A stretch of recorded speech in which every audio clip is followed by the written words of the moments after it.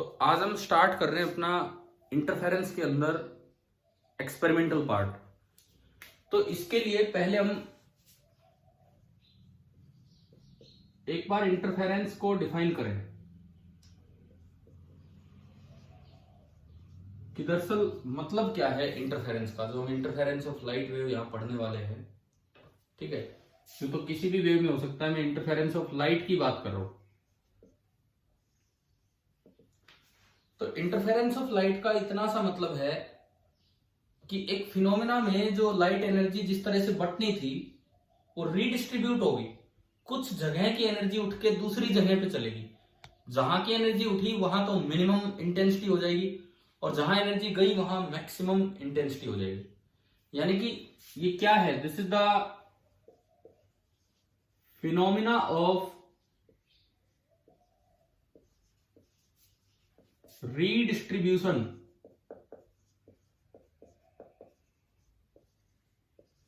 Of energy. This is the phenomena of redistribution of energy. कौन सी? Light energy की हम बात कर रहे हैं। इन ए मीडियम, किसी भी मीडियम में, किस वजह से? ड्यू टू सुपरपोजिशन ऑफ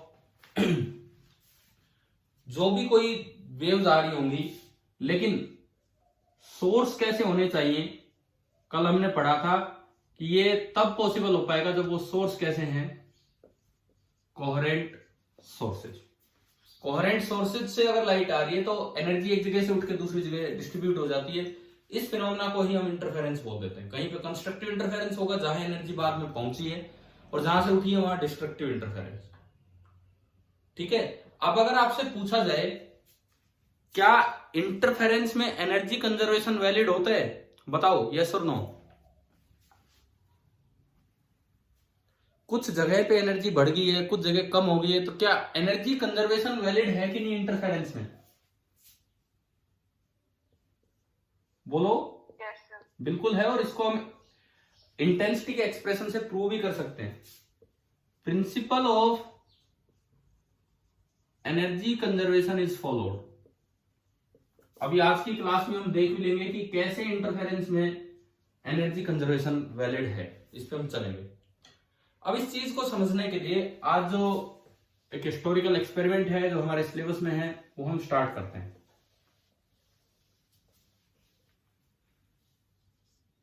अभी जो हम पढ़ रहे हैं दैट इज यंग्स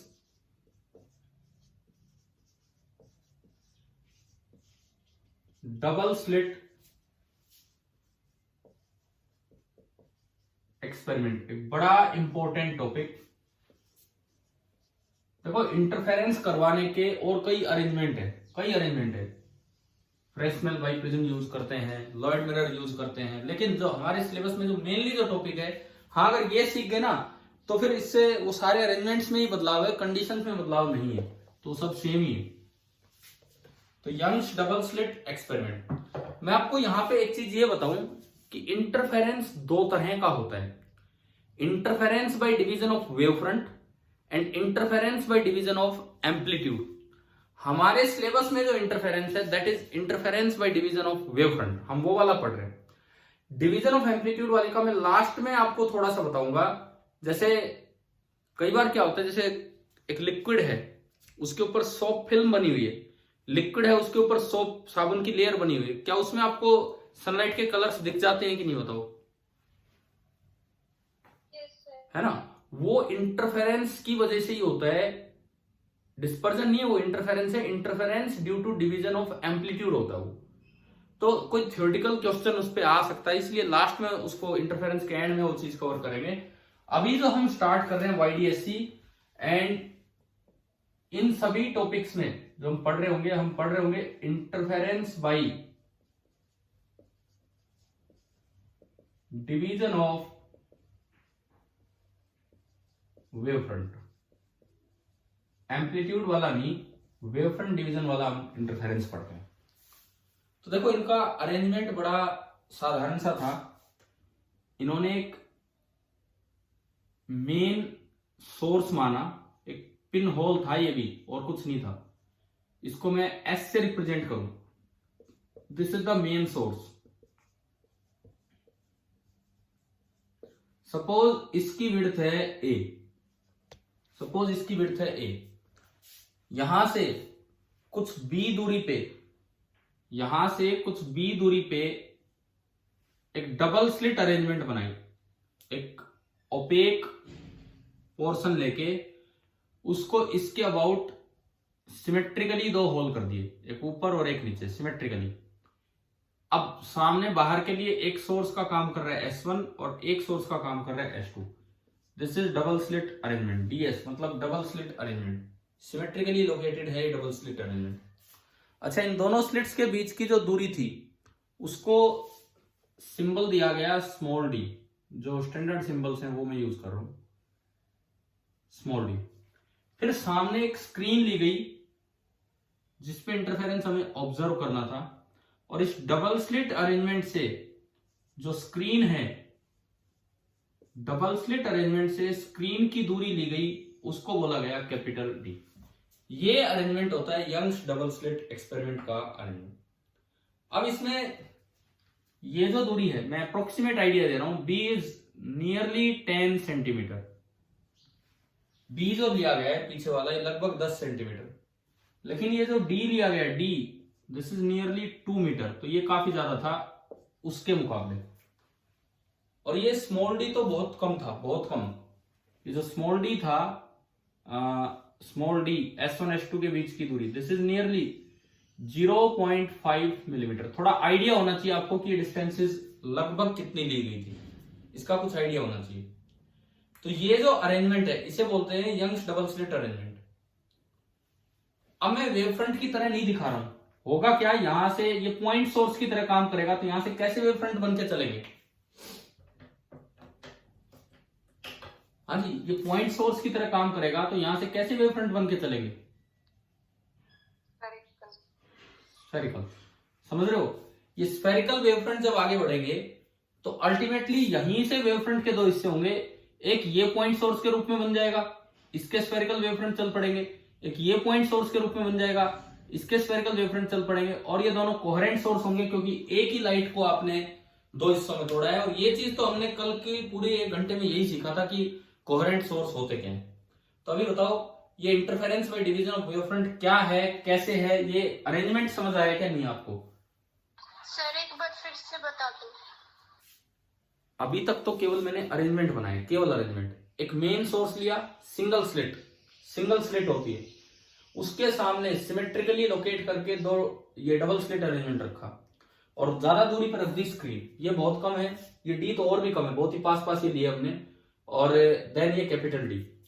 अब देखो होगा क्या, यहां से एक लाइट आएगी, यहां से लाइट आएगी, वही लाइट S1 से भी स्क्रीन पे आएगी, S2 से भी, तो स्क्रीन को लगेगा कि दो सोर्स हैं, स्क्रीन को लगेगा दो सोर्स हैं, एक S1 और एक S2, और दोनों एक से ही डराइव होके आ रहे हैं, इट मीन्स ये दोनों कोहेरेंट सोर्स हैं, तो इन दोनों का इंटरफेरेंस होना है। एक तो बात ये वही हो गया जैसे हम साइलेंसर पढ़ते थे +1 में, एक साउंड आई इंजन की, उसको दो हिस्सों में तोड़ दिया, साउंड आई इंजन की पाइप में दो हिस्सों में तोड़ दिया और दोबारा उनको आगे मिलवा दिया, वही काम यहां पे हो रहा है, दो हिस्सों में तोड़ दिया एंड दोबारा मिलवा दिया। इसको बोलते हैं interference by division of wave front. कैसे, यहां से वेव फ्रंट बन के चलता है, यहां तक पहुंचता है, उसके बाद ये एक अपना सेपरेट वेव फ्रंट बना देता है, ये सेपरेट, ये भी स्फेरिकल, ये भी स्फेरिकल, तो अल्टीमेटली इन्हीं का वेव फ्रंट दो हिस्सों में टूट के गया है, तो इसको बोल देते हैं interference by division of wave front. बताओ यहां तक अरेंजमेंट समझ में आ गया कि नहीं?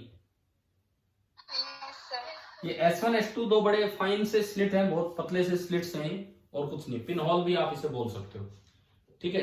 अच्छा, ये तो हुई अरेंजमेंट। अब बात आती कि जब ये एक्सपेरिमेंट किया, ये यार बहुत एक ये लगा लो आगे तक की सोच थी कि कैसे उनके दिमाग में आई ये चीज 1801 में, उस समय जब इतना भी इस बारे में कुछ ज्यादा पता नहीं था, तब उन्होंने ये चीज सोची। अब इस पे जो बड़ी अजीब सी जो ऑब्जर्वेशन मिली स्क्रीन पे, क्योंकि आमतौर पे हम सोचते हैं कि दो, हाँ जी बोलिए, कोई बोल रहा है कुछ? देखिए, आमतौर पे जो हम सोचते हैं कि जो दो बल्ब होंगे तो यूनिफॉर्म सा इल्यूमिनेशन दिखना चाहिए, लेकिन यहां पे क्या आ रहा था, अल्टरनेट ब्राइट और डार्क रीजन्स अपीयर हो रहे थे स्क्रीन पे। देखो अगर मैं ऑब्जर्वेशंस की बात करूं, सर आपकी आवाज कट रही है। यार अब ये तो मैं कैसे ठीक करूं? क्या मेरी आवाज क्लियर नहीं सुन पा रहे हो आप लोग? सर अभी तो आ रही है सर। बस तो अभी सुन लो, सुनो। ऑब्जर्वेशंस, ऑब्जर्वेशंस में पहली ऑब्जर्वेशन ये थी कि alternate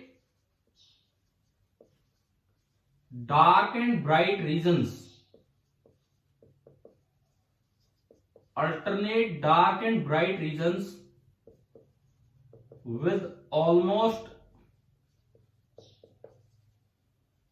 equal spacing, were observed. Screen पे कहीं डार्क रीजन कहीं ब्राइट रीजन, जिनको हम फ्रिंजेस का नाम देंगे, ये ऑब्जर्व हो रहे थे। लेकिन एक बड़ी दूसरी बात क्या हो रही थी कि अगर आप एक भी स्लिट को कवर कर दो, S1 को या S2 को, तो फ्रिंज पोर्शन गायब हो रहा था और एक यूनिफॉर्म इल्यूमिनेशन हो रहा था स्क्रीन पे। ठीक है, क्योंकि लोगों के दिमाग में तो ये भी आया कि यार एक को गायब कर दो तो डार्क ब्राइट तो रहने चाहिए लेकिन हल्के हो, लेकिन ऐसा नहीं था। ठीक है, if any one of the slits, अगर इन स्लिट्स में से कोई एक कवर कर दी, देन यूनिफॉर्म इल्यूमिनेशन अकर। भाई ये दो ऑब्जर्वेशन थी, क्या दोनों ऑब्जर्वेशन आपको समझ में आ गई क्या है? बताओ, क्या दोनों ऑब्जर्वेशंस क्लियर हो गई हैं क्या थी? मैं इसलिए पूछ रहा हूं आवाज क्लियर आ रही है कि नहीं, इसीलिए यही जानने के लिए। अरे बोलो, मेरी आवाज सुन भी पा रहे हो कि नहीं? Yes sir. ठीक है, ठीक है। तो इसका मतलब ये दोनों ऑब्जर्वेशंस थी कि जब ये अरेंजमेंट बनाया गया तो कहीं डार्क फ्रिंज कहीं ब्राइट फ्रिंज इस तरह के रीजन बने, और एक भी स्लिट को कवर कर दिया तो पूरे पे यूनिफॉर्म इल्यूमिनेशन हो रहा था। अब ये पार्टिकल नेचर से तो एक्सप्लेन ही नहीं हो पाता डार्क ब्राइट वाला, और पार्टिकल नेचर तो ये कहता है फिर अगर एक को कवर करो तो हल्के डार्क ब्राइट होने चाहिए, तो ये वेव नेचर से ही एक्सप्लेन किए गए। अब इसकी एक्सप्लेनेशन क्या थी? बड़ी आसान सी एक्सप्लेनेशन थी। हम एक, हाँ जी बोलो। सर इसका मतलब है कि अगर हम एक को कवर करेंगे तो दूसरी ब्राइट होगी। जो ब्राइट रीजन था वो थोड़ा सा हल्का हो जाएगा, जो डार्क रीजन था वो थोड़ा सा ब्राइट हो जाएगा, और एक यूनिफॉर्म इल्यूमिनेशन हो जाएगा। अगर आपने एक को कवर कर दिया, लाइट केवल वहीं से आने दिया, तो स्क्रीन पे पहले जहां थोड़ा ब्राइट रीजन था वो थोड़ा सा हल्का हो जाएगा, जो डार्क रीजन था वहां थोड़ी रोशनी चली जाएगी और एक यूनिफॉर्म इल्यूमिनेशन हो जाएगा। समझ में आ रहा है क्या हो रहा है? तो सर ऐसे तो थोड़ी सी लाइट मतलब डार्क रीजन पे जाएंगे तो मतलब तो सभी ब्राइट हो गए फिर। हाँ हाँ, सभी ब्राइट ही तो हो गए। यूनिफॉर्म इल्यूमिनेशन वर्ड यूज किया, मतलब सारे ब्राइट हो गए, लेकिन जो पहले ब्राइट दिख रहा था उस पर रोशनी थोड़ी कम होगी, और जो पहले ऑलमोस्ट डार्क दिख रहा था उस पर रोशनी थोड़ी बढ़ गई, तो पूरे पे ही यूनिफॉर्म सा इल्यूमिनेशन हो जाएगा। समझ गए हो या कोई डाउट है इसमें? बताओ। यस सर आ गया। ठीक है, अब इसकी एक्सप्लेनेशन क्या थी इन ऑब्जर्वेशंस की? एक्सप्लेनेशन बड़ी आसान सी थी। पहली बात, इन्होंने जब ये सोर्स लिया तो कोई व्हाइट लाइट का सोर्स नहीं, यहां से जो लाइट डाली गई ये सोर्स कैसा है? मोनोक्रोमेटिक। मोनोक्रोमेटिक मतलब सिंगल वेवलेंथ की लाइट डालेगी। मोनोक्रोमेटिक सोर्स लिया है, सिंगल वेवलेंथ की लाइट डालेगी। अब एक ही लाइट दो हिस्सों में टूटी है, तो एक्सप्लेनेशन के नाम पे पहली चीज तो ये आई कि S1 एंड S2 कैसे सोर्स कहलाएंगे? कोहेरेंट की इनकोहेरेंट? कैसे सोर्स होंगे? कोहेरेंट। और कोहेरेंट एडिशन हमने मैथमेटिकली कल सीखा ही था कि किस तरह से होता है। तो यूं बताया गया कि कुछ पॉइंट्स स्क्रीन पे, कुछ पॉइंट्स ऐसे होंगे, जैसे मान लो बिल्कुल ये बीच वाला पॉइंट, बिल्कुल बीच वाला पॉइंट, जितनी लेंथ यहां से है उतनी लेंथ यहां से है, तो क्या कोई पाथ डिफरेंस है? नहीं है। और इनिशियल स्टेटस डिफरेंस आपने वैसे खत्म कर रखा है। असल में लेंथ तो यहां से देखनी होती है, लेंथ देखनी तो यहां से होती है, लेकिन जब मैंने कहा कि मैंने S1 S2 सिमेट्रिकली लोकेट कर दिया, तो क्या पीछे कोई डिफरेंस क्रिएट होगा? पाथ डिफरेंस नहीं होगा। और एक ही सोर्स है तो इनिशियल फेज डिफरेंस को तो आपने लॉक कर दिया, बिल्कुल जीरो कर दिया, कल सीखा था ना ये, ठीक है। तो अब जो पाथ डिफरेंस आएगा वो केवल आगे आगे की वजह से आएगा और उसी से फेज डिफरेंस क्रिएट होगा। तो यहां अगर देखते हैं तो बिल्कुल फेज डिफरेंस, जिसको आप डेल्टा फाई या फाई बोल रहे थे, जीरो। फेज डिफरेंस जीरो का मतलब है क्रेस्ट पे क्रेस्ट ही आके मिलेगा। तो यहां मिलेगी एक ब्राइट सा रीजन। थोड़ा ऊपर चलोगे, थोड़ा ऊपर, सपोज यहां मैं देखता हूं, मान लो यहां आते आते मैं वेव से आपको दिखाता हूं, यहां आते आते सपोज इसकी तो एक वेव पूरी हुई है, परंतु ये रास्ता लंबा है, ये रास्ता लंबा है तो इसकी 1.5 वेव पूरी होगी, एक पूरी और एक आधी। अब देखो इसकी जिसकी एक पूरी हुई है उसका तो क्रेस्ट आना है और जिसकी 1.5 पूरी होगी उसका ट्रो आना है। तो क्रेस्ट और ट्रो मिलके कौन सा इंटरफेरेंस देंगे, कंस्ट्रक्टिव की डिस्ट्रक्टिव? क्या ये डायग्राम आया है समझ में? मैंने वहां तक जो बताया, मैं कहता हूं ये S2 से P पॉइंट तक की लेंथ ज्यादा है, S1P कम है, लेट S1P भी लैम्डा, लेट S2P भी 1.5 लैम्डा। तो अब आप ये बताओ जो P पॉइंट पे दोनों वेव मिलेंगी, इसका तो क्रेस्ट ट्रो एंड अगला क्रेस्ट आना है। अब जब आप दूसरी वाली वेव को देखते हैं, सेकंड वाली वेव को, तो उसमें देखो आप, ये क्रेस्ट है, ये ट्रो है, ये क्रेस्ट है और अब फिर दोबारा से ट्रो आना, तो एक का तो क्रेस्ट आया, एक का ट्रो आया, तो कौन सा इंटरफेरेंस होगा इनमें? यहाँ डिस्ट्रक्टिव। तो इसलिए वहां थोड़ा अंधेरा हो गया, रोशनी कम होगी। तो ये वेव नेचर से बड़ी आसानी से एक्सप्लेन हो पा रहे थे। समझ में आ रहा है कि क्या हो रहा है, कहां पे क्या हुआ क्या नहीं हुआ, ठीक है। स्क्रीन पे इस जगह देखते हो, मान लो ये लेंथ लैम्डा, ये लेंथ भी लैम्डा, तो इसका एक क्रेस्ट एक ट्रो आ लिया, फिर अगला फिर से क्रेस्ट आना है, यही काम इसके साथ होगा। तो यहां हो गया कंस्ट्रक्टिव इंटरफेरेंस। तो स्क्रीन पे alternate dark and bright fringe या रीजन इस तरह से मिलते रहे। हाँ, फिर जब एक को कवर किया तो गायब क्यों हो गया?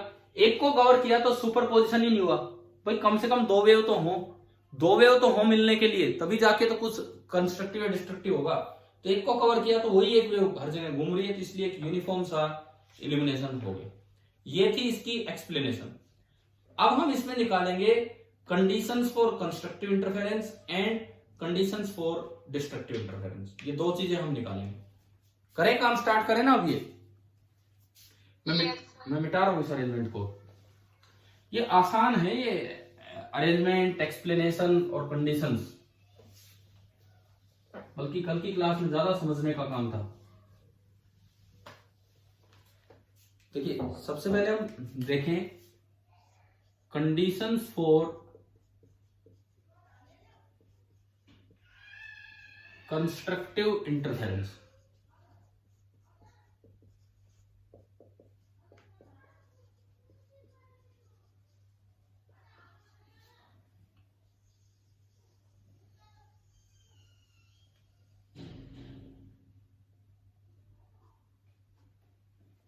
Conditions for constructive interference. देखिए आई का फॉर्मूला बताओ, कल निकाला था हमने, क्या फॉर्मूला आया था रिजल्टेंट इंटेंसिटी का? ना वो नहीं जनरल, वो तो आई नोट दोनों बराबर मान लिए थे in general. I1 plus I2 plus I2 plus 2 under root I1 I2 cos delta phi. उस डेल्टा फाई को हमने फाई ही बोल दिया था, फेज डिफरेंस है ना, ये था। ये आपका जनरल फॉर्मूला है। अब फाई जो है that is a function of position on screen. Phi का मतलब डेल्टा फाई ही है। Phi is a function of position on screen, क्योंकि स्क्रीन पे अलग अलग जगह जाओगे तो S1 से और S2 से दूरी अलग अलग है, तो डेल्टा एक्स चेंज होगा। और जो फाई डेल्टा एक्स पे ऐसे डिपेंड करता है 2 pi by lambda into delta x, पढ़ा था हमने। अगर किसी जगह पार्ट डिफरेंस लैम्डा है तो फेज डिफरेंस 2 पाई होगा, यूनिट है तो 2 पाई बाई लैम्डा, और डेल्टा एक्स है तो 2 pi by lambda into delta x. It means ये जो फाई है ये अलग अलग पोजीशंस पे अलग अलग होगा। अब आप कंस्ट्रक्टिव इंटरफेरेंस का मतलब इंटेंसिटी मैक्सिमम, कंस्ट्रक्टिव इंटरफेरेंस का मतलब है कि आप इंटेंसिटी मैक्सिमम करना चाहते हैं। अगर आप इंटेंसिटी मैक्सिमम करना चाहते हैं, I1 कांस्टेंट I2 कांस्टेंट है, क्योंकि वो तो उन सोर्स पे डिपेंड कर रहे हैं, उनकी विड्थ पे डिपेंड कर रहा है। लेकिन जगह चेंज करने पे फाई चेंज होगा। हम स्क्रीन पे जगह चेंज कर करके देख रहे हैं। तो इंटेंसिटी अगर आपको मैक्सिमम करनी है तो आप कोस फाई को कितना कर दीजिए, 1। भाई कोस थीटा की मैक्सिमम वैल्यू कितनी हो सकती है बताओ? 1 ही हो सकती है ना। तो कोस फाई आपने 1 कर दिया। कोस फाई 1 कब कब होता है? जब फाई कितना हो, 0, 2 पाई। देखो 0 फिर पाई पे तो -1 हो जाता है, 2 पाई, 4 पाई, 6 पाई, ये चलता रहेगा। यानी कि अगर आप इंटेंसिटी मैक्सिमम करना चाहते हो तो जो फेज डिफरेंस है फाई, ये पाई का इंटीग्रल मल्टीपल है कि ऑड इंटीग्रल मल्टीपल है कि इवन इंटीग्रल मल्टीपल है? Even. So phi is equal to even integral multiple of pi. In short आप इसको ऐसे लिख सकते हैं 2n पाई। रेन बिलोंग्स 0, 1, 2, 3 ये कुछ भी हो सकता है, ठीक है ना। ये कंडीशन आई कि फेज डिफरेंस ये होना चाहिए। अब आप यहां से बताओ कि पाथ डिफरेंस कितना होना चाहिए, उन जगहों पे पाथ डिफरेंस क्या हो जहां पे इंटेंसिटी मैक्सिमम हो। ये रहा फॉर्मूला, ये रहा। इसमें फाई की जगह 2n पाई रख के आप बताओ कि डेल्टा एक्स कितना आ रहा है।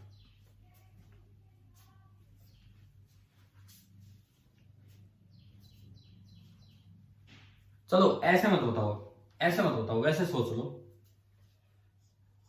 या तो कोई पाथ डिफरेंस ही ना हो, या एक पूरी वेव एक्स्ट्रा चले, या 2 वेव एक्स्ट्रा चले, या 3 वेव एक्स्ट्रा चले, तब जाके क्रेस्ट पे क्रेस्ट मिलेगा। या तो दोनों सेम चल के आए तो क्रेस्ट पे क्रेस्ट, या दूसरी कुछ एक्स्ट्रा चली है तो पूरी एक वेव एक्स्ट्रा चलेगी तो अगेन क्रेस्ट पे क्रेस्ट मिलेगा कि नहीं बताओ, इस तरह से सोच के। हाँ भाई, आ रही है कि ये वाली बात समझ? 2 वेव कहीं मिल रही हैं, या तो दोनों बराबर लेंथ चले तो एक का क्रेस्ट आएगा तो दूसरे का भी क्रेस्ट, और अगर दूसरी थोड़ी एक्स्ट्रा चली है तो थोड़ी एक्स्ट्रा चली तो गड़बड़ हो जाएगी। अगर पूरी एक वेव एक्स्ट्रा चलेगी तो अगेन क्रेस्ट पे क्रेस्ट आके मिलेगा। बताओ समझ आया? इसका मतलब दोनों के बीच का पार्ट डिफरेंस या तो हो ही ना हो, तो लैम्डा हो या 2 लैम्डा। इसका मतलब बताओ ये क्या है, इंटीग्रल मल्टीपल है कि इवन है कि ओड है, क्या है? क्या है बताओ इसको देख के।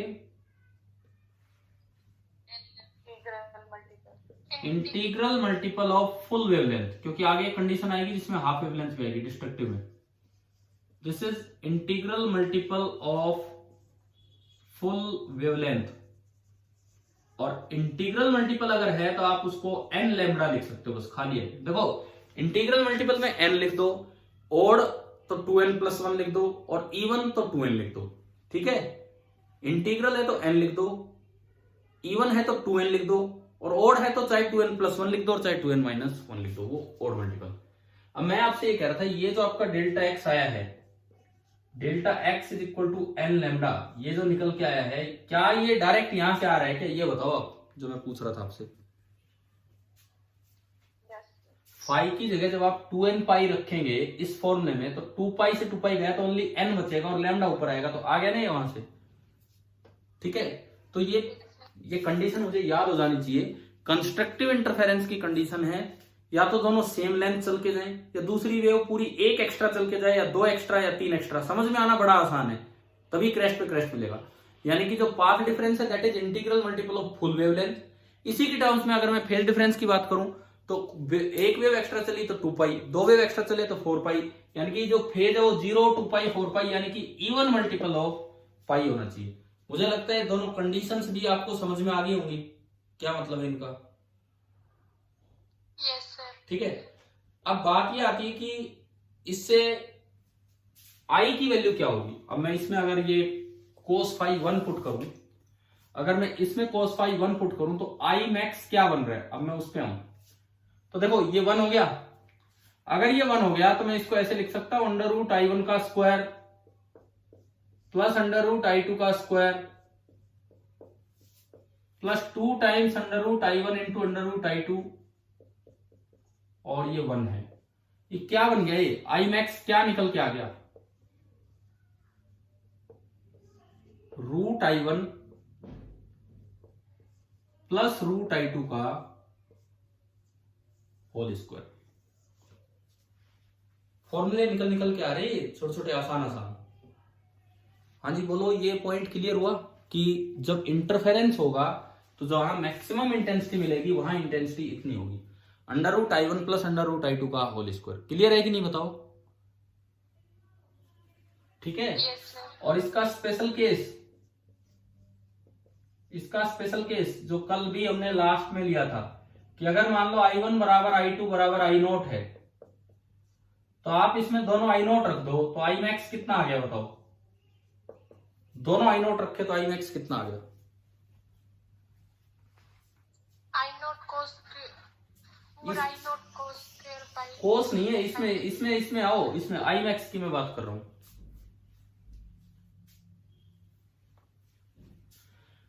कितना बना ये भाई? रूट I1 की जगह root I0 plus under root I0, this is 2 under root I0 और 2 अंडर रूट I0 का स्क्वायर तो कितना बन गया बताओ? 2 अंडर रूट I0 का स्क्वायर कितना बन गया? 4 टाइम्स I0। आ रहा है कि नहीं आ रहा है समझ में? आ रहा है ये समझ में ये सारे रिजल्ट्स कि अगर दोनों इक्वल होंगे तो वहां 2 I0 नहीं बल्कि दोनों जुड़ के 4 I0 बना रहे होंगे। I0 और I0 जुड़ के 4 I0 इंटेंसिटी कर देंगे अगर कंस्ट्रक्टिव इंटरफेरेंस होगा तो। ठीक है। अगर इनकोहेरेंट एडिशन होता क्लियर नहीं आ रही। Yes sir.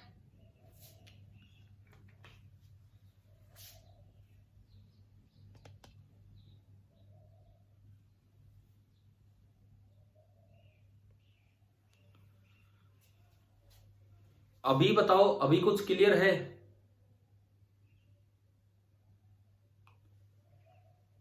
क्या अभी आवाज सुनाई दे रही है?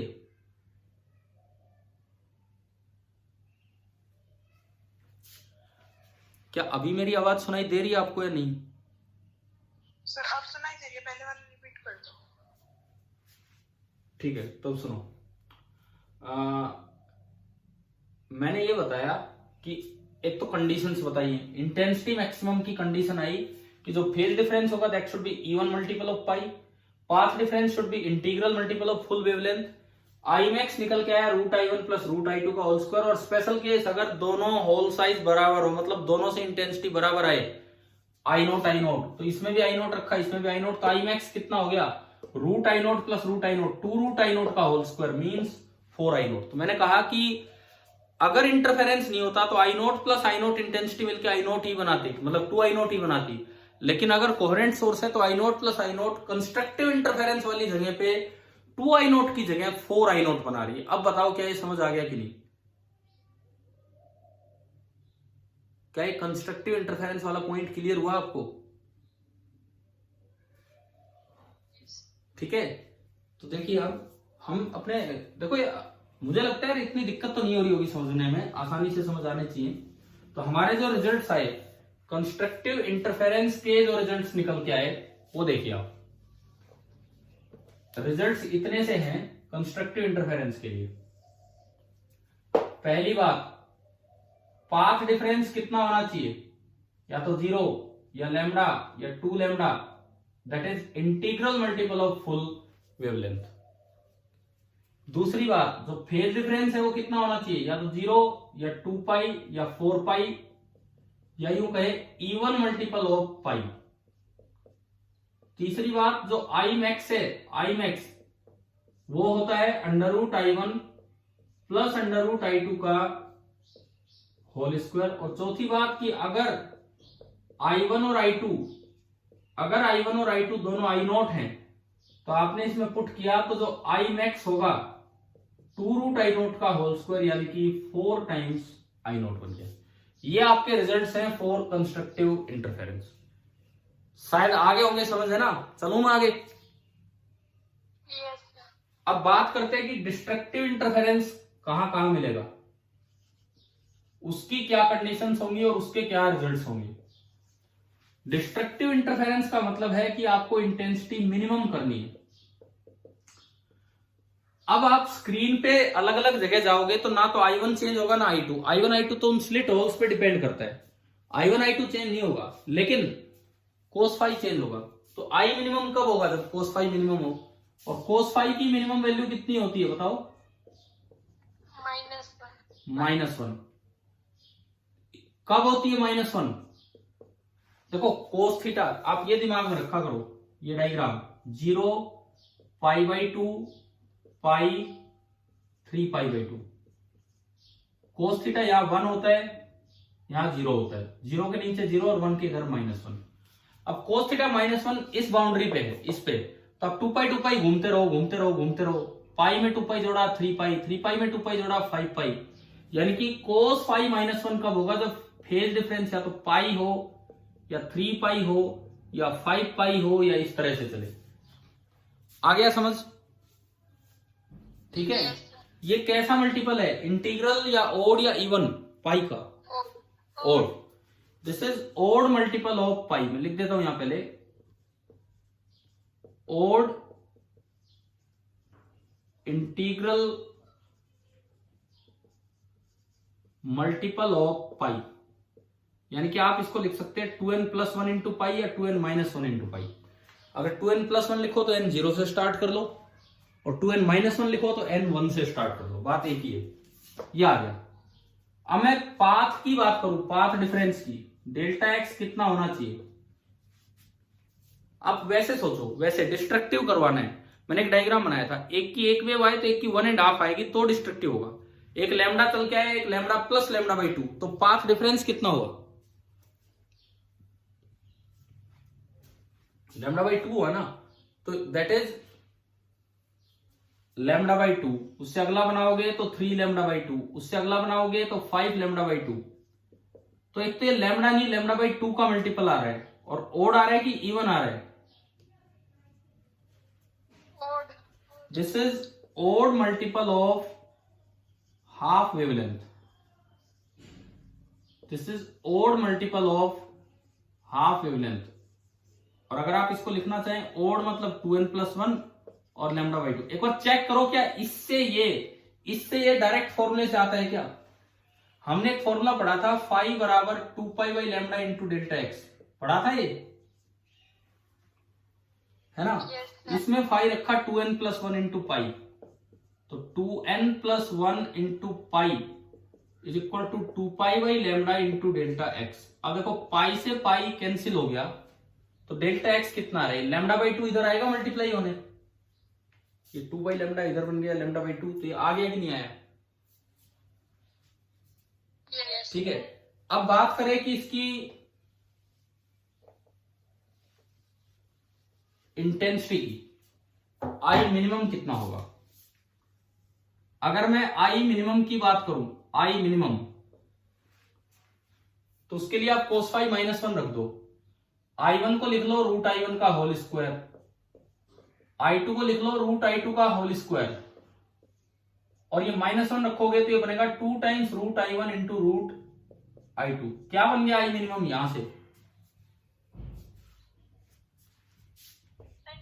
√I1 माइनस √I2 का होल स्क्वायर, ये बन गया। ठीक है।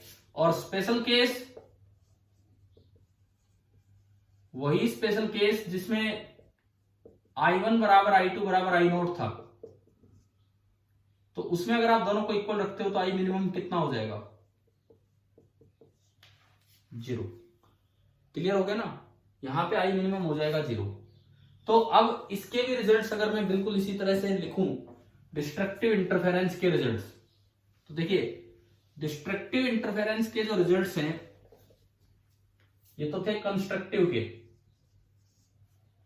अब मैं ऐसे बनाऊं डिस्ट्रक्टिव के, तो डेल्टा एक्स आपका आया या तो λ/2 या 3 λ/2, यानी कि odd multiple of half wavelength.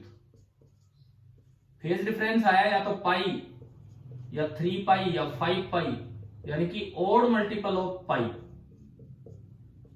I minimum आया √I1 माइनस √I2 का होल स्क्वायर।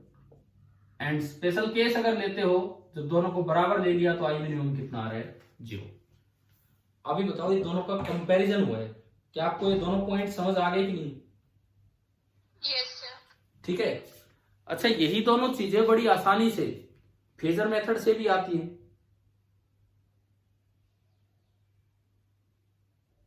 कैसे, देखिए,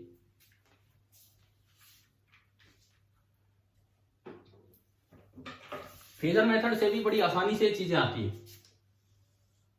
मान लो एक वेव है, उसका एम्पलीट्यूड है A1, दूसरी वेव है फाइव फेज डिफरेंस के साथ, उसका एम्पलीट्यूड है A2 और फेज डिफरेंस है 5। तो जो रिजल्टेंट एम्पलीट्यूड आएगा कोहेरेंट एडिशन में हम अप्लाई कर सकते हैं, वो पैरेललोग्राम से वेक्टर एडिशन कर लो, रिजल्टेंट एम्पलीट्यूड आ जाएगा। तो आपका जो रिजल्टेंट वेक्टर बना वो ये बना, ये बना रिजल्टेंट एम्पलीट्यूड A। अब देखो, कंस्ट्रक्टिव इंटरफेरेंस का मतलब है कि आप A को मैक्सिमम चाहते हो। A मैक्सिमम कब होगा? दो वेक्टर्स का रिजल्टेंट मैक्सिमम कब होगा? हाँ जी, दो वेक्टर्स का रिजल्टेंट मैक्सिमम कब होगा? जब दोनों वेक्टर्स की डायरेक्शन क्या हो? बिल्कुल सेम हो। तो अगर आप कंस्ट्रक्टिव इंटरफेरेंस की बात करें, तो डायग्राम ऐसा बनना चाहिए कि इधर ही तो A1 और इधर ही क्या बने? A2। ऐसा तब होगा जब फाई या तो 0 हो या पूरा 2 पाई हो या 4 पाई हो, यानी कि ये वाली कंडीशन, पहली वाली कंडीशन। दूसरी बात, इस वक्त जो रिजल्टेंट एम्पलीट्यूड है दोनों सेम डायरेक्शन में है, तो A1 प्लस A2 हो गया। इस वक्त जो रिजल्टेंट एम्पलीट्यूड है वो आपका हो गया A1 प्लस A2। अब इंटेंसिटी बराबर KA स्क्वायर होती है, कल पढ़ा था हमने, यस सर। है ना? इंटेंसिटी बराबर KA स्क्वायर होती है। तो A को मैं लिख सकता हूं √I/K। जब I बराबर KA स्क्वायर है, तो A स्क्वायर बराबर I/K, तो A क्या हो जाएगा? √I/K। समझ आ गया? ऐसे दूसरे वाले को आप लिखेंगे √I1/K और तीसरे वाले को आप लिखेंगे √I2/K।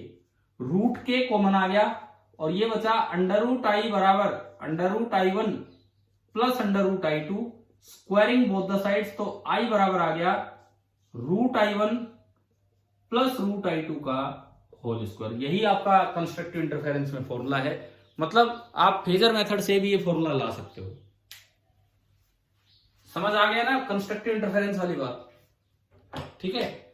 दूसरी बात, अगर आप डिस्ट्रक्टिव की बात करें तो मिनिमम रिजल्टेंट आना चाहिए। मिनिमम तब होगा जब ये अपोजिट डायरेक्शन में हो। एक आगे हो और एक पीछे हो। ऐसा तब होगा जब या तो एंगल पाई हो या फिर 3 पाई हो या 5 पाई हो। ये डिस्ट्रक्टिव की कंडीशंस आने लगी।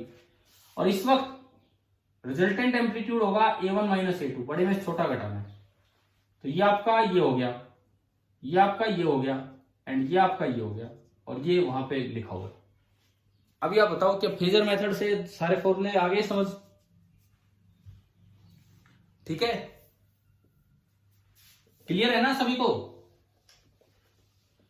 अच्छा, ये जो फॉर्मूले हैं, ये फॉर्मूले आप कल वाले तरीके से भी ला सकते हो डायरेक्ट। आप यूं बताओ, इसमें मैंने I का क्या फॉर्मूला दिया था? अगर I1 बराबर I2 बराबर I0 है तो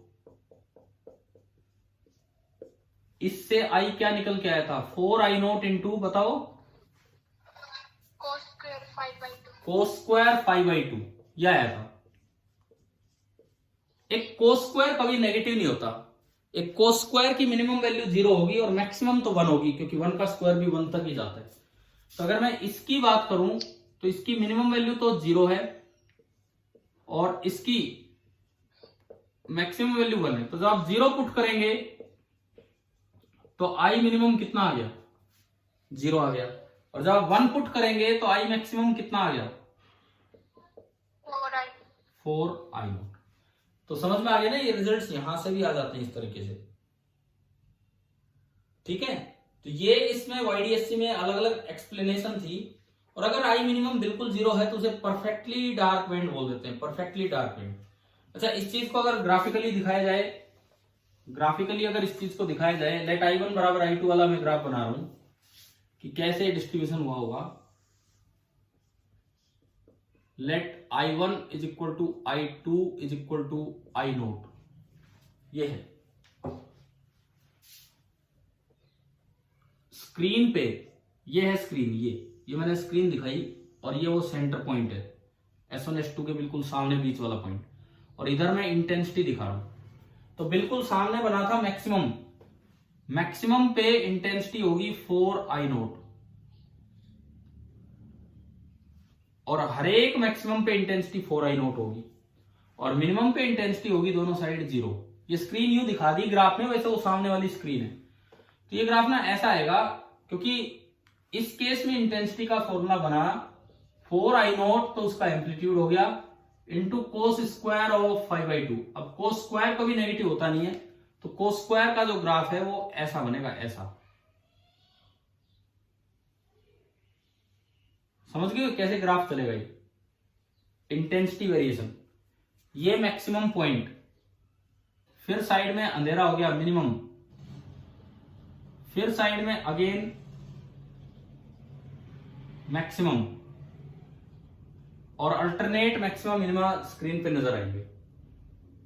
आप बताओ क्या ये ग्राफ क्लियर हो गया है कि नहीं? अगर आप फेज दिखाएं यहां, तो यहां 0, यहां पाई, यहां 2π, यहां 3π। अगर आप डेल्टा एक्स दिखाएं इधर, तो यहां 0, यहां लैम्डा, यहां 2 लैम्डा, सॉरी λ/2, यहां लैम्डा, यहां 3 λ/2, इस तरह से चलेगा। अभी बताओ क्या ये ग्राफ क्लियर हुआ कि नहीं, कैसे एनर्जी दिखेगी आपको स्क्रीन पे?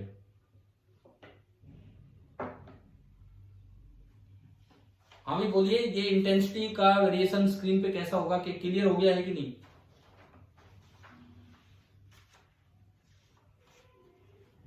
चले क्या आगे बढ़े? Yes sir. ठीक है, अब इस पे क्वेश्चन लेते हैं।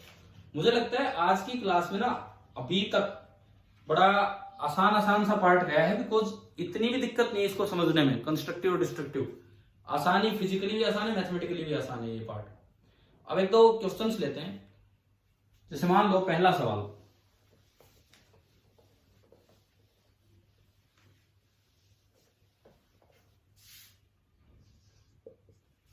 आपको दो कोहेरेंट सोर्स दिए गए, लाइट फ्रॉम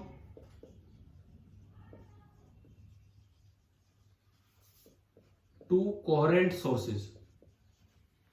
दो कोहेरेंट सोर्स आपको दे रखे हैं ऑफ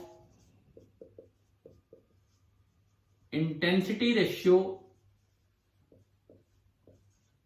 81:1। दो कोहेरेंट सोर्स हैं जिनकी इंटेंसिटी रेशियो ये दे रखे हैं। They produce interference. क्वेश्चन में ये बोला गया कि भाई इन्होंने इंटरफेरेंस प्रोड्यूस कर रखा है। आपको निकालना क्या है कि ratio of maxima and minima. अब मैक्सिमा एंड मिनिमा लिखने का मतलब ये होता है कि इंटेंसिटी का रेशियो निकालना। अगर ऐसे सवाल में दे दिया ratio of maxima to minima, मतलब आपको इंटेंसिटी का रेशियो निकालना और कुछ नहीं। कीजिए, इसका आंसर बताइए क्या होगा।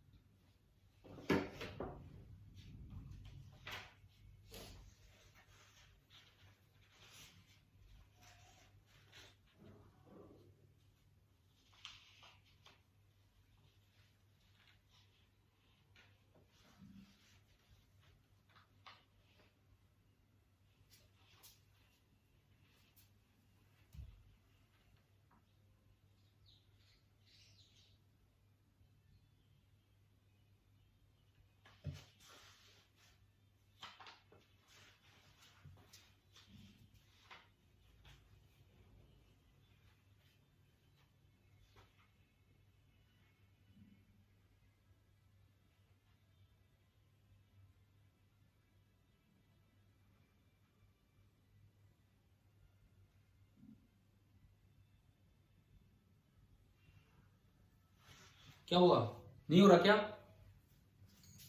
25/16। हाँ सही है, बिल्कुल सही आंसर है। देखिए अगर आप फॉर्मूले ही अप्लाई कर दें तो I max upon I minimum होता है √I1 प्लस √I2 का होल स्क्वायर। यही थे ना हमारे फॉर्मूले जो आज हमने लिखे, अभी निकाले। अब जब ये रेशियो है ना तो आप एक को 81 मान लो और एक को 1 मान लो, क्योंकि इनटू सम आई होगा, लेकिन छोड़ो उसको, रेशियो ही निकालना है। तो एक को 81 मान लो और एक को 1। 81 का अंडर रूट कितना होगा? 9। 9 प्लस 1 का अंडर रूट 1। 9 माइनस 1, इसका भी स्क्वायर है और इसका भी स्क्वायर है, तो हो गया 10/8 का स्क्वायर, 5/4 का स्क्वायर, और ये आपका आ गया 25/60। क्लियर हो गया? समझ में आया ना कैसे निकालने थे? अच्छा, दूसरा सवाल, जरूरी नहीं है कि केवल कंस्ट्रक्टिव और डिस्ट्रक्टिव इंटरफेरेंस पे ही बात जाए। मान लो इंटेंसिटी दे रखी है आपको I and 2I, और उन्होंने इंटरफेरेंस प्रोड्यूस कर रखा है, कोहेरेंट सोर्स है, ये बोला गया है। तो फाइंड द रिजल्टेंट इंटेंसिटी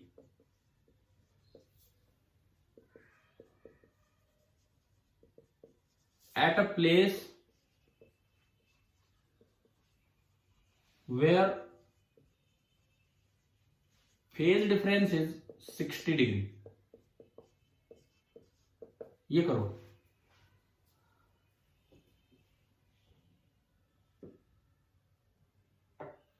जहां पे फेज डिफरेंस 60 डिग्री होगा वहां कितनी इंटेंसिटी है?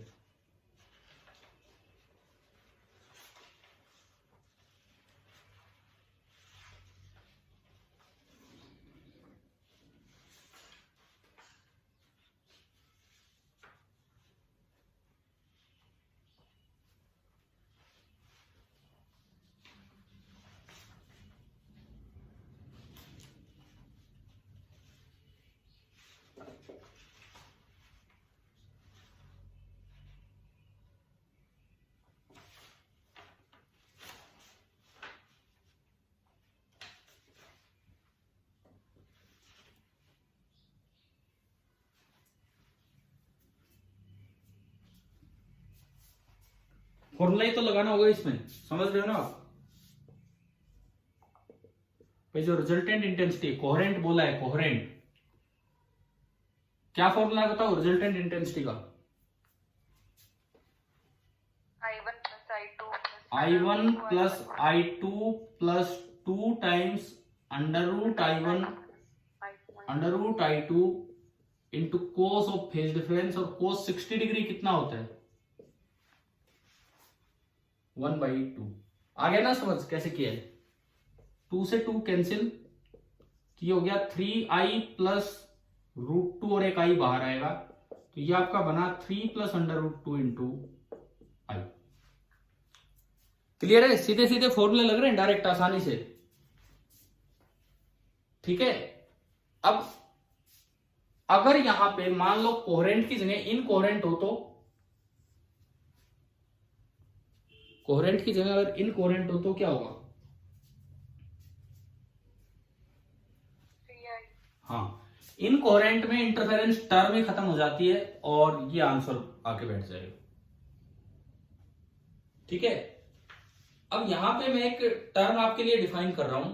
ये आपने मैक्सिमा मिनिमा इंटेंसिटी निकालना सीख लिया इस YDSC में या किसी भी इंटरफेरेंस में। तो यहां पे ना कई बार जैसे एक टर्म डिफाइन होती है, विजिबिलिटी ऑफ इंटरफेरेंस फ्रिंजेस। जो इंटरफेरेंस के अलग अलग रीजन्स बन रहे हैं उनको फ्रिंज बोल देते हैं। तो उनकी विजिबिलिटी किस फैक्टर से दी जाती है? अच्छा ये बताओ, कब वो ढंग से विजिबल होंगे? जब आई मिनिमम कम हो या आई मिनिमम ज्यादा हो?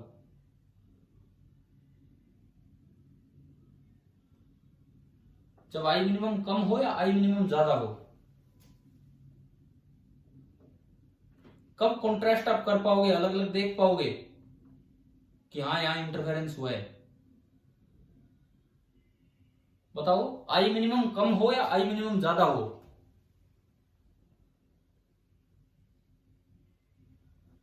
एक इलाका है वहां इंटरफेरेंस हुआ, आई मिनिमम भी काफी ज्यादा है, आई मिनिमम और मैक्सिमम में बहुत भारी डिफरेंस नहीं है।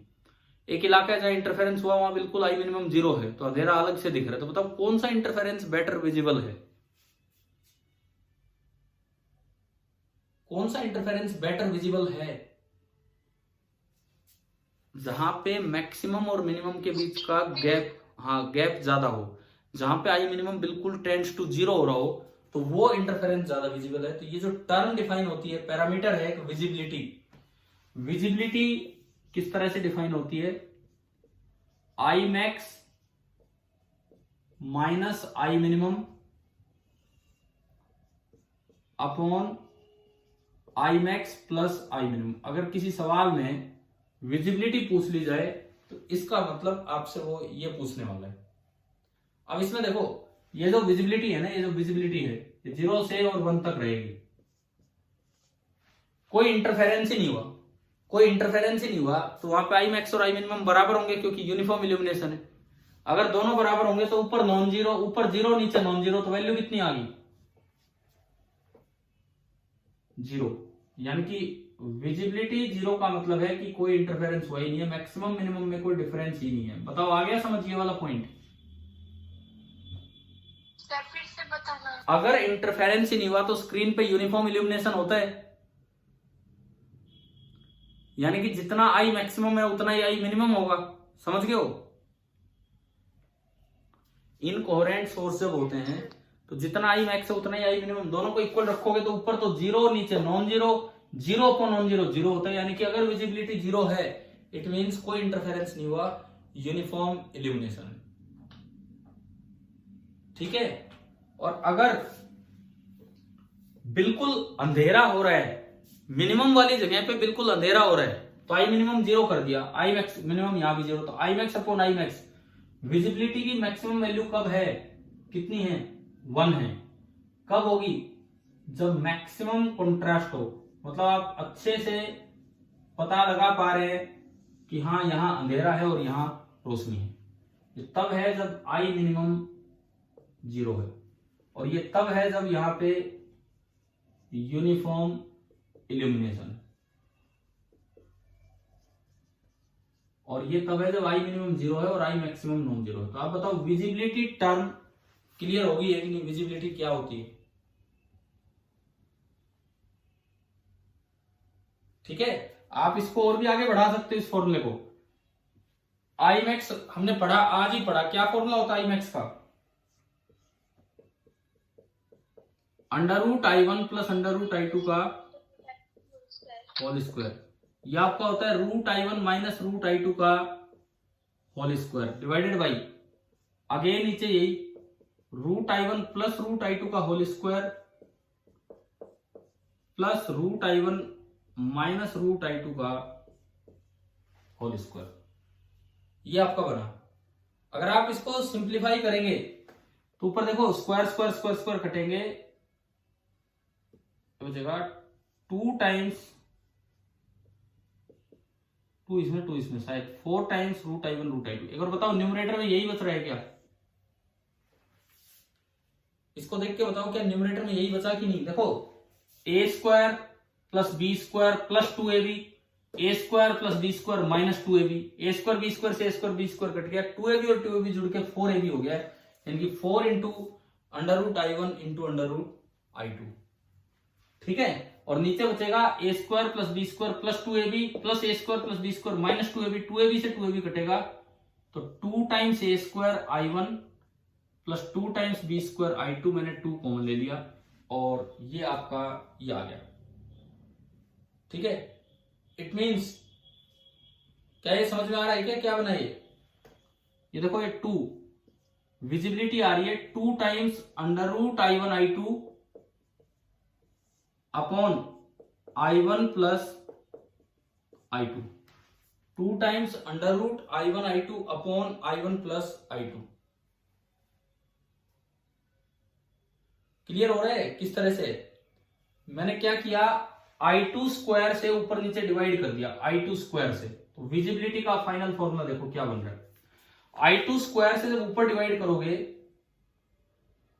I2 से डिवाइड किया, I2 स्क्वायर से नहीं, I2 से डिवाइड किया, ऊपर नीचे I2 से, तो ऊपर तो बनेगा under root I1 by I2 और नीचे बचेगा I1 बाई I2 प्लस 1। एक बार आप ये बताओ, ये स्टेप समझ में आया कि नहीं? फाइनल फॉर्मूला ऑफ विजिबिलिटी ये आ रहा है कि अगर I1 और I2 पता हो तो फाइनल फॉर्मूला ऑफ विजिबिलिटी ये निकल के आ रहा है अगर I1 और I2 पता है। तो ये कैसे आया? देखो, विजिबिलिटी की ये डेफिनेशन है, आई मैक्स हमने रखा, आई मिनिमम हमने रख दिया, ये रख दिया, इसको सोल्व किया, ऊपर ये बचा, नीचे ये बचा, ये आ गया। उसके बाद मैंने क्या किया, ऊपर नीचे I2 से डिवाइड कर दिया, तो यहां भी I2 से डिवाइड किया, इसको भी I2 से डिवाइड किया, तो ये बन गया। और उसको जब I2 से डिवाइड करोगे तो स्क्वायर रूट के अंदर वो I2 स्क्वायर बन के जाएगा, स्क्वायर रूट के अंदर I2 स्क्वायर बन के जाएगा, एक I2 से एक I2 घटेगा, तो ये आपका आ गया I1 बाई I2। बताओ भाई विजिबिलिटी का फॉर्मूला समझ आया कि नहीं? क्या बना? Yes sir. ठीक है। अब अभी जो हमने एक क्वेश्चन लिया था उसमें विजिबिलिटी पूछते हैं। अभी एक क्वेश्चन लिया था उसमें आप ये बताओ, दो सोर्सेज की इंटेंसिटी का रेशियो क्या दे रखा था? 81/1 है ना? 81/1 वही वाला लेते हैं कि आपको दो सोर्स दिए 81/1 रेशियो के, आपको बताना है कि विजिबिलिटी कितनी होगी। तो अब बताओ, इन सब की बजाय क्या वो फॉर्मूला काम नहीं आ जाएगा, लास्ट वाला सीधा?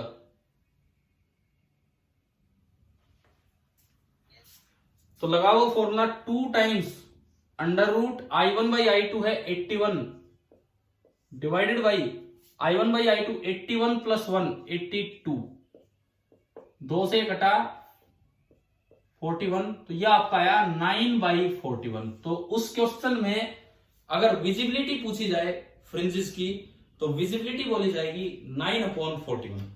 अब बताओ, ये पैरामीटर डिफाइन करना आ गया, विजिबिलिटी क्या होती है क्या नहीं?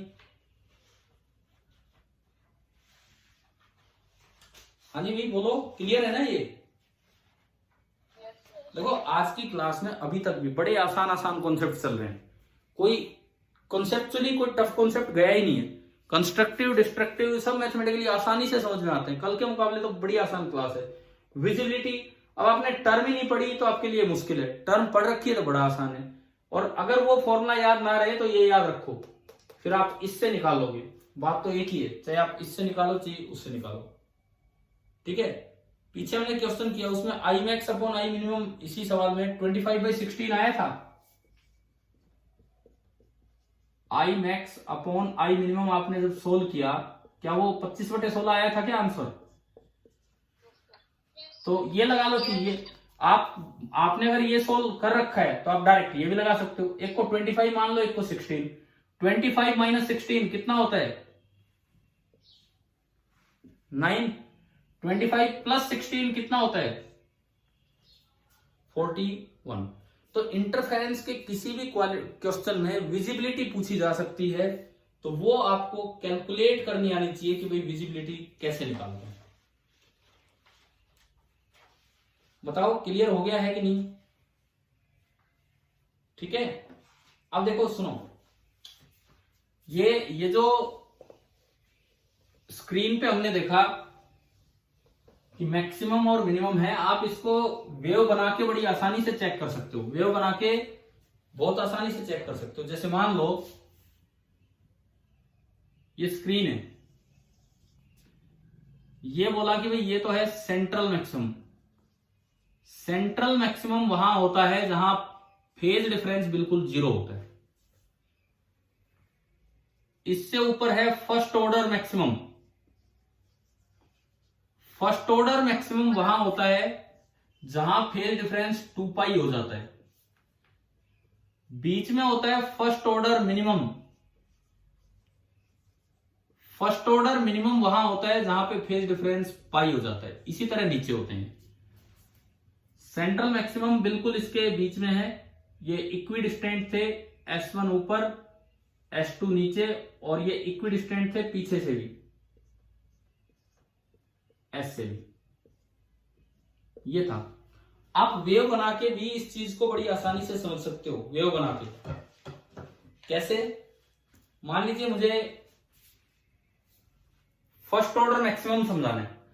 फर्स्ट ऑर्डर मैक्सिमम पे पाथ डिफरेंस कितना होता है बताओ? फर्स्ट ऑर्डर मैक्सिमम पे पाथ डिफरेंस कितना होता है?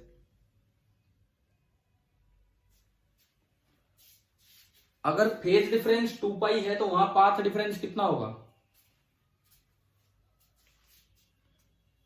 जहां फेज डिफरेंस 2 पाई, कितना? लैम्डा। लैम्डा। यानी कि अच्छा, इस पॉइंट को अगर मैं P बोलूं, P कौन ज्यादा चला है? S1 ज्यादा चल के आई होगी वेव या S2 वहां तक? S1 तो कम चली है, S1 तो कम चली है, S2 ज्यादा चल के गई है, और पाथ डिफरेंस है लैम्डा। इसका यह मतलब जितनी भी लेंथ 1 ने कवर की है उससे लैम्डा एक्स्ट्रा लेंथ 2 ने कवर की है। यहां पे पाथ डिफरेंस है लैम्डा, जितनी लेंथ 1 ने कवर की उससे एक्स्ट्रा लेंथ लैम्डा 2 ने कवर की। लेट S1 की जो लेंथ है वो लैम्डा है, मैंने माना कि S1P ही लैम्डा है। तो अगर मैं इसको आगे बढ़ाऊं कि अगर मैं S1P को लैम्डा बोल दूं और लैम्डा ही डिफरेंस है, तो इसका मतलब S2P कितना हो जाना है? 2 लैम्डा हो जाना है, तभी तो डिफरेंस होगा। आप इस चीज को वेव के तरीके से दिखा सकते हो। मान लो ये लेंथ लैम्डा है, तो एक क्रेस्ट गया, एक ट्रो गया, अब अगला क्या आना है? इसका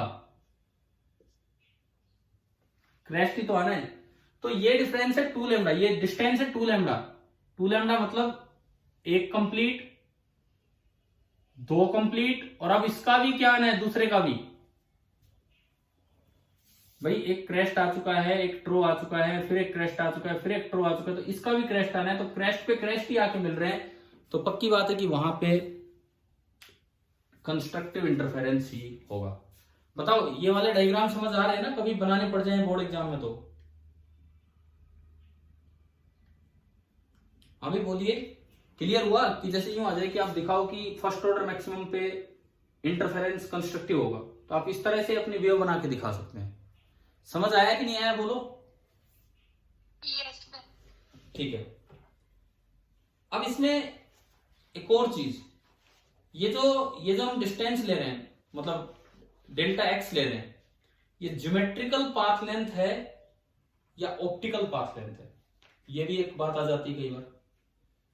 ये जो हम लेते हैं डेल्टा एक्स बराबर एन लैम्डा, डेल्टा एक्स बराबर 2n + 1 इंटू लैम्डा बाई 2, ये delta x geometrical path difference होता है कि ऑप्टिकल पाथ डिफरेंस होता है?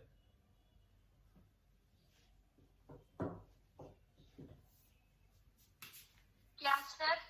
ये जो आप कंडीशन लिखते हैं कि मैक्सिमम के लिए delta x is equal to n lambda, minimum के लिए delta x is equal to 2n + 1 into lambda by 2, ये पाथ डिफरेंस, ये ज्योमेट्रिकल पाथ डिफरेंस होता है कि ऑप्टिकल पाथ डिफरेंस होता है? आप याद करो, अभी थोड़े ही दिन पहले हाइजन प्रिंसिपल वाला जब काम चल रहा था, क्या मैंने आपको इनमें डिफरेंस बताया था ज्योमेट्रिकल लेंथ और ऑप्टिकल लेंथ में? Yes sir. तो मैं अब ये पूछना चाह रहा हूं, ये delta x geometrical path difference है कि ऑप्टिकल पाथ का डिफरेंस है?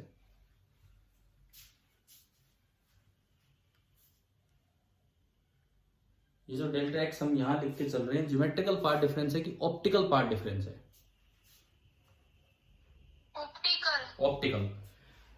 अभी तो इस एक्सपेरिमेंट में फर्क ही नहीं पड़ा। कारण तो ये है कि भाई ये पूरा वैक्यूम में है, ये पूरा वैक्यूम में है, तो जो ज्योमेट्रिकल लेंथ है वही ऑप्टिकल पाथ लेंथ है। लेकिन ये आप याद रखना, अब चाहे कोई इंटरफेरेंस हो जाओ, YDSC नहीं, कहीं भी इंटरफेरेंस आ जाए, कंडीशन यही रहेंगी मैक्सिमम मिनिमम की।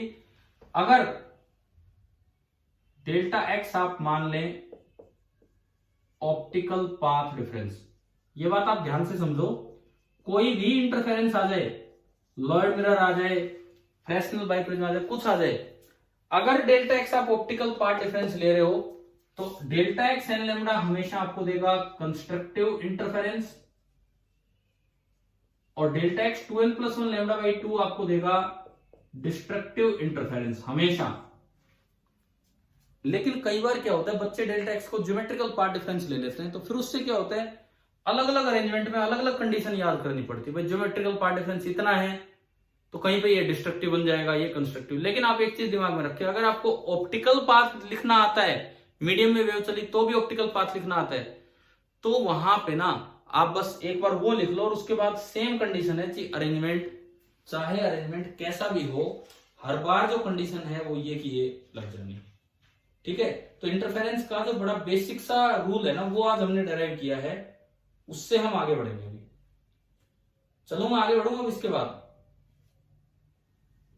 Yes sir. ठीक है, एक बार आप अपनी बुक में पेज नंबर 383 पे एक्सरसाइज नंबर 5 निकालो, क्वेश्चन नंबर 10.5 एक्सरसाइज का। NCERT page number 383, NCERT page number 383 question number 10.5 निकालने का। पढ़ो उसको, फिर करते हैं।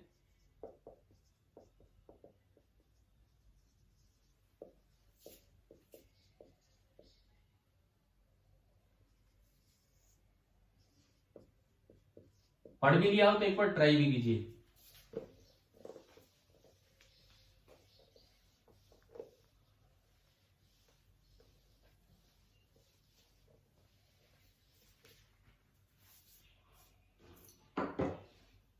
ये लिखता है in YDSC using monochromatic light of wavelength lambda, the intensity of light at a point on the screen where the path reference is lambda is K unit. एक YDSC एक्सपेरिमेंट है,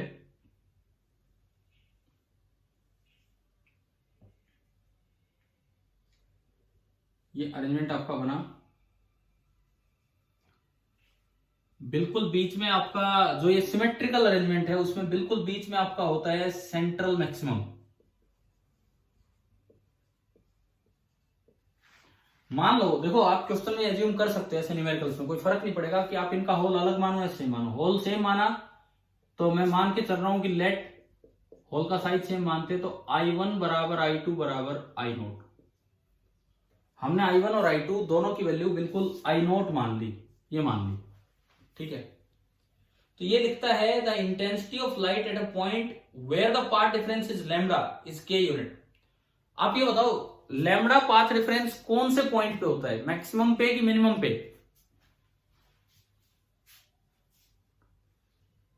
लैम्डा मैक्सिमम, कौन से maximum पे? Central पे, first पे, second पे, किस पे? फर्स्ट पे। तो दिमाग में यह आ जाना चाहिए कि भाई यहां कहीं फर्स्ट ऑर्डर मैक्सिमम है, यहां कहीं फर्स्ट ऑर्डर। अभी YDSC की फ्रिंज थ्योरी नहीं पढ़ी हमने, अगली क्लास में होगी वो। यहाँ फ्रिंजेस का साइज क्या होगा, कितनी दूर तक डार्क फ्रिंज, कितनी दूर तक ब्राइट फ्रिंज, एक फ्रिंज विड्थ डिफाइन होगी, एक लाइन विड्थ डिफाइन होगी। तो अभी YDSC चलेगा, ये तो आज थोड़ा ही काम उसका किया है, कल इसकी स्क्रीन पे क्या क्या हो रहा है वो सब हम ऑब्जर्व करेंगे। ठीक है, फर्स्ट ऑर्डर मैक्सिमम वो है जहां डेल्टा एक्स लैम्डा है, जहां डेल्टा एक्स लैम्डा है वहां बताओ डेल्टा फाई या फाई कितना होगा? 2 पाई। इन्होंने बोला कि इस जगह जो इंटेंसिटी है वो K है, K यूनिट है ना, इंटेंसिटी दी है। हाँ, यहां पे जो इंटेंसिटी दे रखी है दैट इज K, ये बोले। तो पूछा है कि वहां पे इंटेंसिटी बताओ जहां path difference lambda by 3। Lambda by 3 वाला पॉइंट इससे ऊपर मिलेगा या इससे पहले मिलेगा?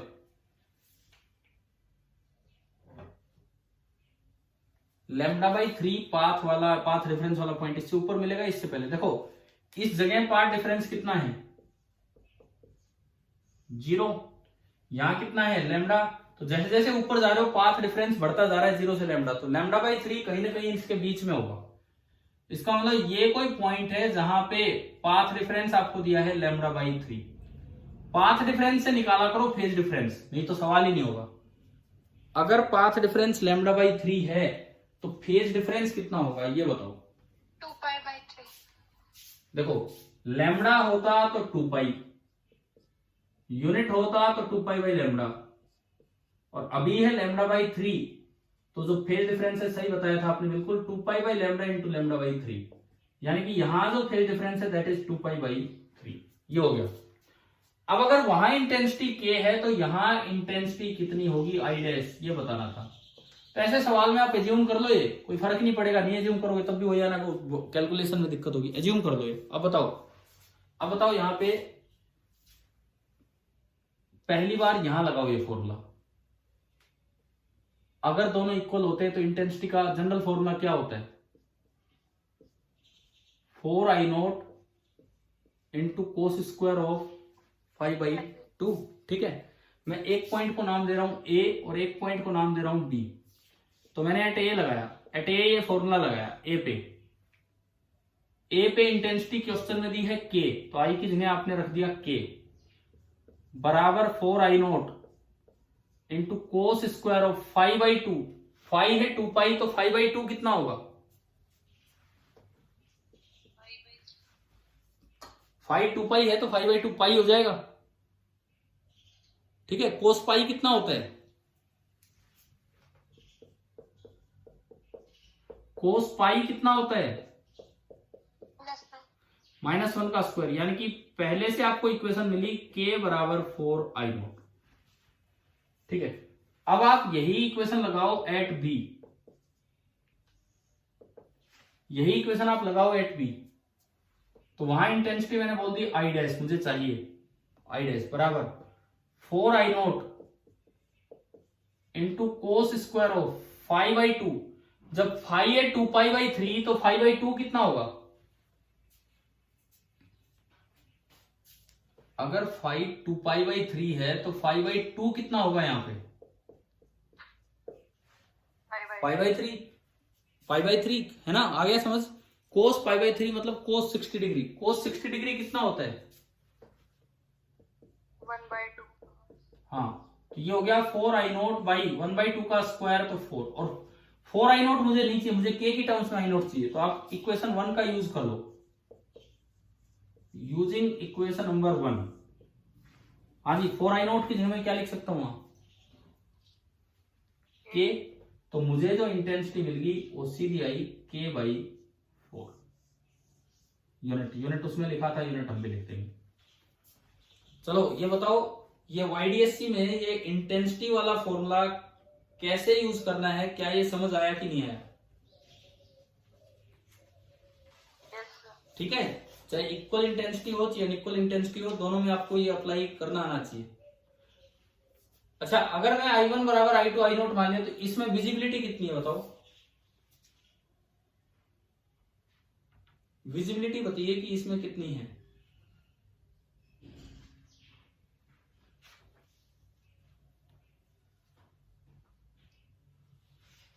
अरे मैंने पढ़ाया था आज, बताओ विजिबिलिटी कितनी है।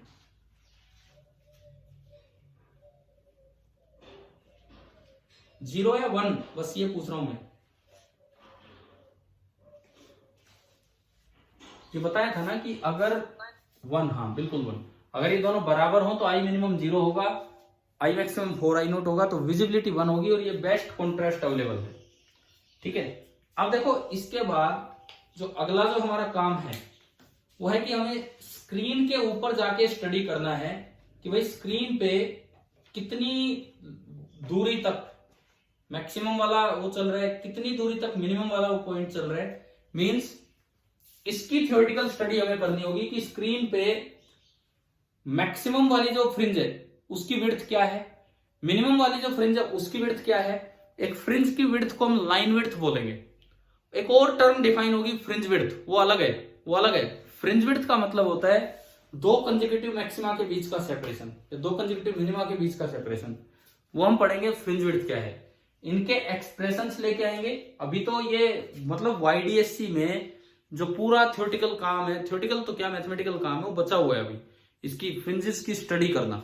तो कल की पूरी क्लास आपकी YDSC के ऊपर ही चलेगी, कल नहीं मतलब जब भी हमारी क्लास होगी, कंप्लीटली ऑन YDSC। और इंटरफेरेंस में अगर आप YDSC ढंग से समझ लेते हैं, यंग्स डबल स्लिट एक्सपेरिमेंट ढंग से समझ लेते हैं, तो चाहे कोई इंटरफेरेंस आ जाओ कंडीशन यही लगेंगी। अगर पाथ डिफरेंस आप कौन सा ले लें, ज्योमेट्रिकल नहीं, कौन सा ले लें, ऑप्टिकल। ऑप्टिकल पाथ का क्या मतलब है मुझे बताओ। अगर एक रिफ्रैक्टिव इंडेक्स n वाले मीडियम में कोई t लेंथ चली है वेव, तो असल में उसका ऑप्टिकल पाथ लेंथ वैक्यूम में कितना होगा, एंटी, हाँ बस यही बात ध्यान रखनी है। एक एक्स्ट्रा पॉइंट ऑप्टिकल पाथ में जो आएगा कि अगर किसी डेंसर मीडियम से रिफ्लेक्ट होके वेव आई है, पता नहीं कि पहले कभी ये डिस्कस हुआ कि नहीं, मुझे नहीं ध्यान है, पता नहीं कभी बता भी दिया हो।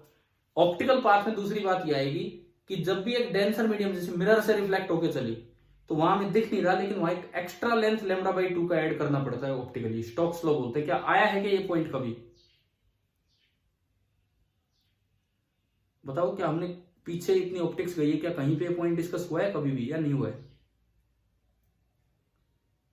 ऑप्टिकल पाथ में हमें दो ही बातों का ध्यान रखना है। एक तो किसी मीडियम के अंदर वेव चले तो अगर वो टी लेंथ उस मीडियम में चली है तो असल में उसकी लेंथ n/t काउंट करनी है। दूसरी बात, अगर कोई वेव किसी डेंसर मीडियम से रिफ्लेक्ट होके आई है, रिफ्लेक्ट होके बस ऊपर से ही, मीडियम के अंदर नहीं गई, चाहे वो मिरर से रिफ्लेक्ट हुई कोई भी डेंसर मीडियम, तो वहां जो भी उसकी ज्योमेट्रिकल लेंथ है साथ में एक एक्स्ट्रा λ/2 और लिखना होगा, क्योंकि वहां पे एक फेज चेंज हो जाता है, वहां पे एक एक्स्ट्रा फेज चेंज हो जाता है, crest become trough and trough become crest, इस तरह का। ठीक है, तो इन एक दो बातों का हमें ध्यान रखना होगा। अब दूसरी बात यह है, आज जो कंडीशंस हमने याद की हैं, जस्ट एक बार हम रिवाइज कर रहे हैं, आप बताते चलो।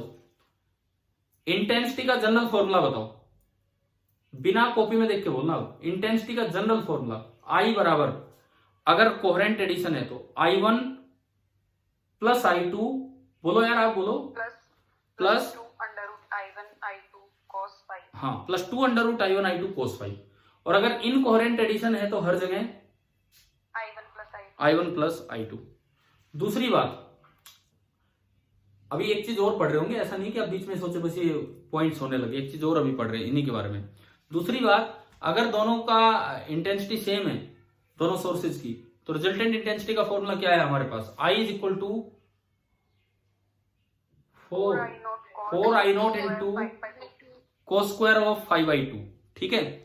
तीसरी बात, मैक्सिमम इंटेंसिटी जहां होगी कंस्ट्रक्टिव इंटरफेरेंस, उसकी condition in terms of path difference integral multiple of full wavelength.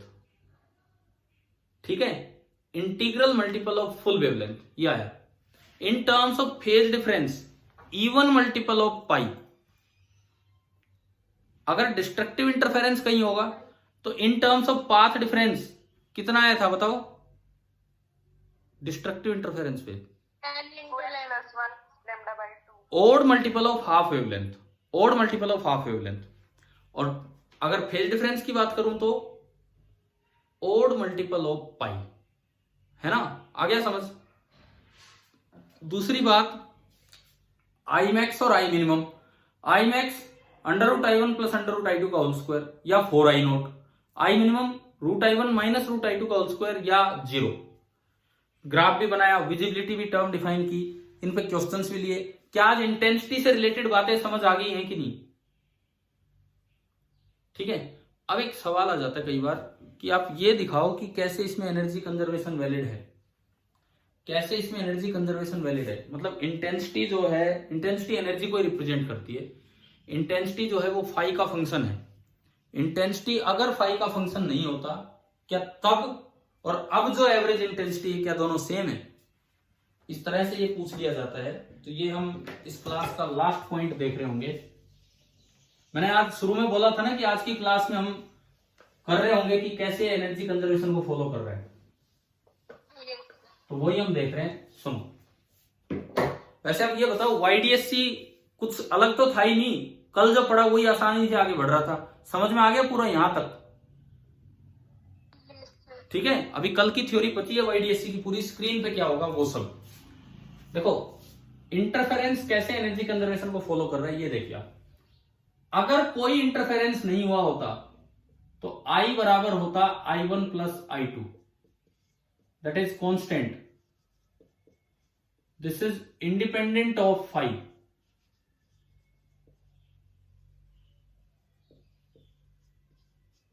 अगर कोई चीज कांस्टेंट है तो उसकी एवरेज वैल्यू भी वही हो जाएगी, तो एवरेज आई आ गया I1 प्लस I2। अब अगर एनर्जी कंजर्वेशन फॉलो हो रहा है तो एवरेज इंटेंसिटी उधर भी यही होनी चाहिए, मिनिमम की उठ के मैक्सिमम पे चलेगी, लेकिन एवरेज वैल्यू यही आनी चाहिए। तो वहां पे हमारा I का फॉर्मूला था I1 plus I2 plus 2 times √I1I2 into cos phi, यानी कि उधर जो है I कांस्टेंट नहीं है, I is a function of phi. तो मुझे अगर एवरेज वैल्यू ऑफ I चाहिए तो जो एवरेज की मैथमेटिकल डेफिनेशन है integral I d phi upon integral d phi. बताओ पता है कि नहीं हमें ये डेफिनेशन? कहीं भी किसी एवरेज वैल्यू को निकालना हो तो integral y d x upon integral d x करते थे कि नहीं हम, ये एवरेज है ना। और फेज, कोई भी फेज आप 0 से 2 पाई तक लिमिट लगा सकते हो क्योंकि उसके बाद तो रिपीट होते हैं। अब देखो नीचे तो देखो इंटीग्रल डी फाई फाई होगा, और जब आप फाई की लिमिट पुट करेंगे इंटीग्रल डी फाई फाई होगा, और जब आप फाई की लिमिट पुट करेंगे तो सिंपली 2 पाई ही बनना है ना भाई। आ गया समझ? 2 पाई माइनस 0। ऊपर देखो आप, first term I1 into d phi 0 से 2 पाई, second term I2 into d phi 0 से 2 पाई, थर्ड टर्म आप जब ये लिखें अपनी कॉपी में तो ढंग से लिखना, ये case first if no interference takes place, या इनकोहेरेंट एडिशन हो रहा है। केस सेकंड कोहेरेंट एडिशन हुआ, मतलब इंटरफेरेंस हुआ, तो तब कंपेयर करना है। तीसरी टर्म में देखोगे तो 2 इंटू √I1I2 तो कांस्टेंट है, बाहर आ गया, और अंदर आप देखोगे तो कोस फाई डी फाई, और लिमिट 0 से 2 पाई। देखो अब आगे देखो, ये 1/2 पाई तो नीचे है। फर्स्ट इंटीग्रेशन क्या होगा आप बताओ? I1 तो बाहर आ चुका कांस्टेंट बन के, इंटीग्रल डी फाई फाई होगा और उसकी लिमिट 2 पाई माइनस 0। तो क्या मैं पहले इंटीग्रेशन को I1 इंटू 2 पाई लिख सकता हूं? ठीक है। सिमिलरली दूसरा इंटीग्रेशन भी हो जाएगा I2 इंटू 2 पाई। बोलिए भाई आ रहा है ना समझ? 2 टाइम्स √I1I2 कोस फाई का इंटीग्रेशन क्या होता है? कोस फाई का इंटीग्रेशन प्लस का साइन फाई होता है, और उसकी लिमिट है 0 से 2 पाई। समझ में आ गया? जब लिमिट पुट करेंगे तो साइन 2 पाई माइनस साइन 0 आएगा। साइन 2 पाई भी 0 होता है, साइन 0 भी 0 होता है, 0 माइनस 0 भी 0 होता है, तो ये टर्म खत्म होगी। समझ गए हो? हाँ तो भरो, कुछ समझ में आ रहा है ये? तो ये टर्म तो खत्म हो जाएगी लिमिट पुट करके, और इन दोनों में से 2 पाई कॉमन आके 2 पाई से 2 पाई कटेगा। तो बताओ क्या ये भी सेम आ गया कि नहीं? Average energy distribution I1 plus I2। तो इस तरह से आप कह सकते हैं कि एनर्जी ना तो रिक्रिएट हुई है ना डिस्ट्रॉय हुई है, केवल एक जगह से दूसरी जगह ट्रांसफर हुई है, तभी तो एवरेज इंटेंसिटी डिस्ट्रीब्यूशन दोनों में सेम है। तो इससे प्रूव होता है कि एनर्जी कंजर्वेशन फॉलो हो रहा है वाईडीएससी में। तो अब हम कल भी वाईडीएससी कंटिन्यू करेंगे, कल और इसकी थ्योरी पढ़ेंगे कि फ्रिंज थ्योरी क्या है, स्क्रीन पे क्या हो रहा है, उसके साथ फिर हम आगे बढ़ेंगे। ठीक है, कल का मतलब है नेक्स्ट क्लास जब भी होगी। Thank you.